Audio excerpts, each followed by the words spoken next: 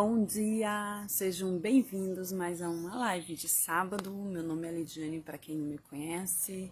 Todos os sábados eu venho aqui trazer uma palavra do Senhor para vocês. E hoje eu estou trazendo uma palavra sobre um verdadeiro adorador de Deus. Eu peço que vocês compartilhem essa live, visite o meu canal Filosofando com Deus, dê um like, ative o sininho para que vocês sejam notificados todo sábado quando eu colocar uma nova mensagem aqui no Facebook e lá no YouTube. Eu peço que vocês façam comentários para que a inteligência artificial entenda que é relevante esse conteúdo. Então, a palavra do Senhor que veio a mim diz que o verdadeiro adorador adora o Pai em verdade e em espírito. E são estes que o Pai busca. Isso está lá em João 4:23.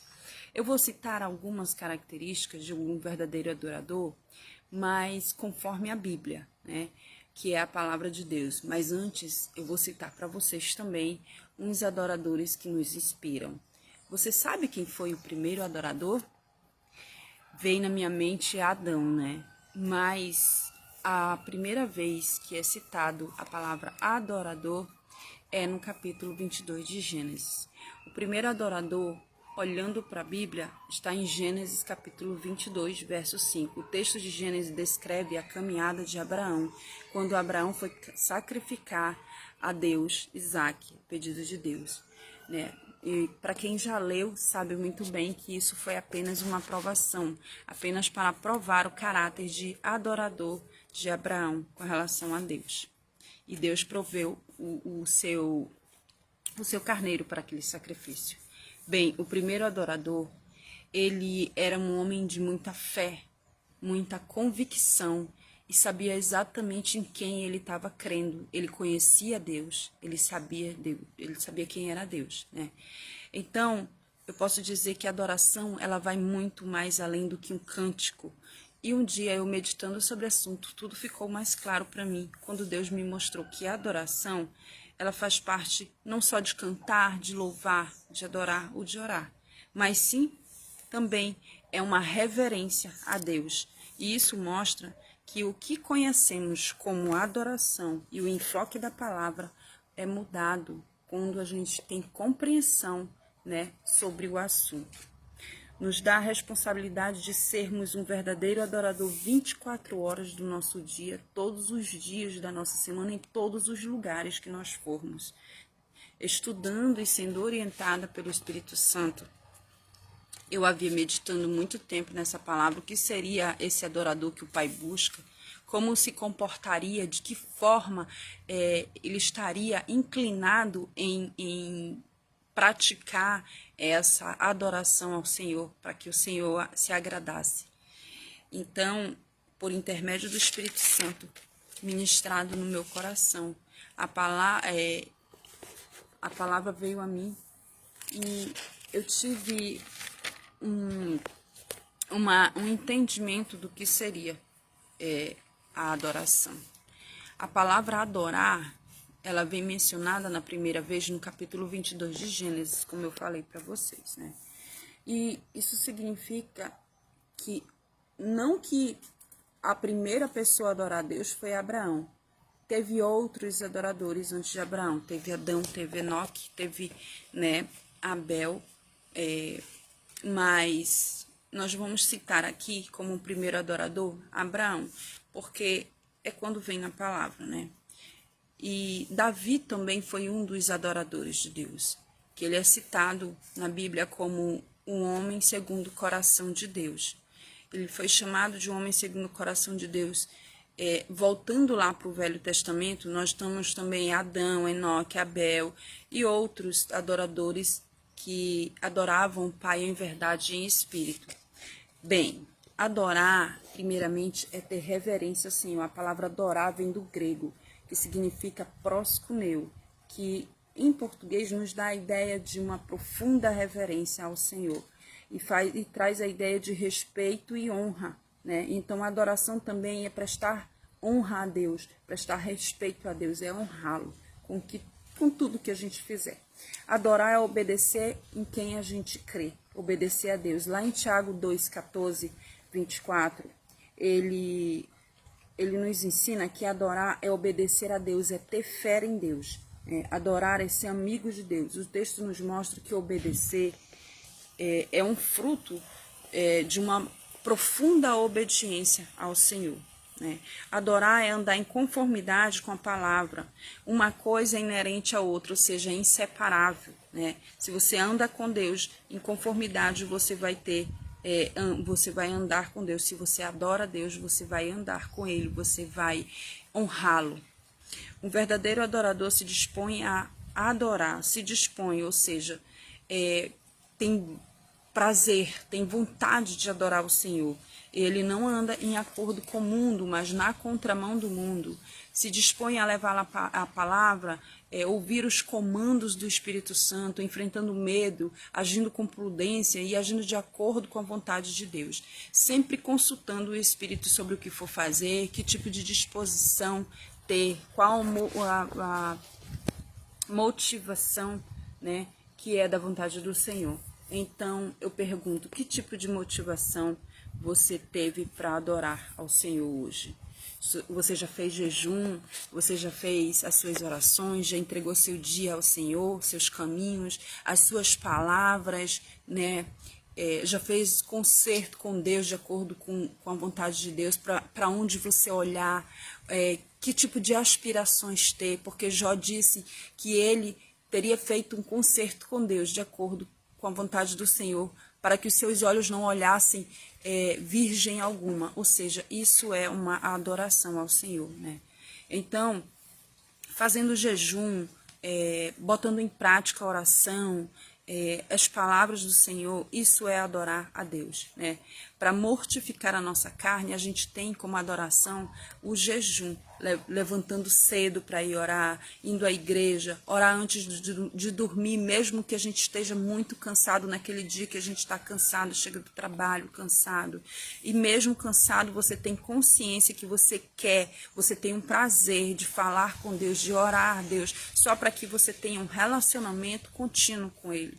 Isso é um verdadeiro adorador. Os verdadeiros adoradores têm consciência de quem eles estão adorando. Você conhece a Deus verdadeiramente, leu a palavra do Senhor, conhece a vontade de Deus, Ou você se pauta no seu próprio entendimento? Pediu sabedoria do Senhor para entender sua palavra? Algumas pessoas conhecem a Deus só de ouvir falar. Elas têm uma versão distorcida de quem é Deus, porque não busca preencher seu tempo pesquisando e aprendendo sobre ele. O apóstolo Paulo perseguia cristãos, porque ele matava os cristãos porque acreditava que estava fazendo um serviço para Deus. Jó, passando por provações, fez a seguinte declaração: eu te conhecia só de ouvir falar, mas agora os meus olhos te veem. Jó 42, versos 5 e 6. Jesus disse àquela mulher samaritana do poço, disse: vocês adorais o que não conheceis, nós adoramos o que conhecemos, porque a salvação vem dos judeus. João 4:22. Precisamos conhecer o nosso Senhor para que nós possamos adorá-lo profundamente e ter reverência por Ele. Os verdadeiros adoradores de Deus conhecem as suas promessas, suas palavras e as Sagradas Escrituras, porque elas testificam dele. Vimos a sua estrela no Oriente e viemos adorá-lo, Mateus 2:2, isso era os reis falando, Então eles conheciam a palavra do Senhor, por isso eles foram adorar Jesus. Eles reconheceram a promessa que o Messias viria e como ele viria, a promessa que ele viria de um nascimento de uma virgem. Eles sabiam sobre o nascimento de Jesus porque eles tinham conhecimento das Escrituras e da profecia do Antigo Testamento. Isso está lá em Números 24:17, eu peço que vocês leiam. O mestre advertiu aos discípulos: examinai as Escrituras, porque julgais ter nelas a vida eterna, são elas que testificam de mim. Isso está lá em João 5:39. Conhecer as Escrituras é conhecer o Senhor, a sua vontade nela revelada. A porta abriu. Gente, eu estou filmando aqui fora, porque a luz aqui é muito melhor. Os verdadeiros adoradores são pessoas que se alegram em dar e ofertar ao Senhor. Ao entrarem na casa, viram um menino com Maria, sua mãe, e prostrando-se o adoraram. Então abriram seus tesouros e lhe deram presentes, ouro, incenso, mirra. Isso está escrito lá em Mateus 2:11. Um verdadeiro adorador sempre oferta para Deus o seu melhor. Não estamos falando somente de dízimos e ofertas de dinheiro, mas estamos falando de oferecer o melhor, tudo que há em nós para Deus. né? Um verdadeiro adorador sempre oferta o melhor para Deus. Os reis ofertaram o ouro, que era símbolo da realeza e representa poder, autoridade. E naquela época era moeda corrente de maior valor. Então eles ofertaram o melhor que eles tinham para Jesus. Davi, porque amava o Senhor e a casa de Deus, ofertou dos seus tesouros particulares, ou seja, do seu dinheiro particular para Deus. E ainda porque ama a casa do Senhor, meu Deus, o ouro e a prata particular que tenho, dou para a casa do meu Deus. Afora tudo quanto preparei para o santuário. 1 Crônicas 29:3. Então, o verdadeiro adorador, ele entende que Deus merece o melhor do seu tempo, o melhor do seu serviço, dos seus talentos, dos seus recursos, enfim, da sua vida, né? Um dos recursos que nós podemos oferecer a Deus é o nosso coração. Tudo que tem em nós, porque é isso que, no fim de tudo, é isso que importa para Deus. É como a gente vai fazer reverência a Ele, né? Então, a nossa vida pertence a Deus, e isso é um tipo de adoração. Você tem dado o seu melhor para Deus? Muitas vezes nós queremos o melhor de Deus, mas a gente não se dispõe a dar o melhor, o nosso melhor para Ele, né? Então os verdadeiros adoradores são dados também, né, a ofertar o seu melhor.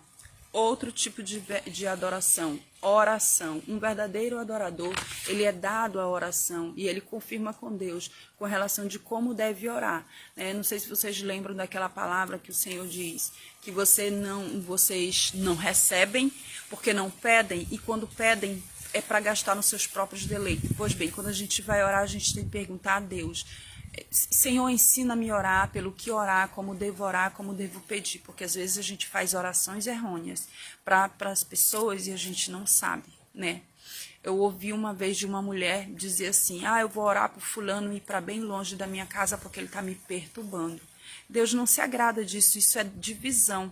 Esse tipo de oração Deus não ouve, então a gente tem que ter prudência, tem que ter conformidade com a palavra para saber o que orar. E peça do Senhor que Ele dá, né, sabedoria a você. Os verdadeiros adoradores, eles oram e pedem conhecimento de como orar. Se você não sabe orar, peça a Deus sabedoria que Ele dá. Os magos também deram incenso, que era um perfume valioso na época. O incenso representava a oração.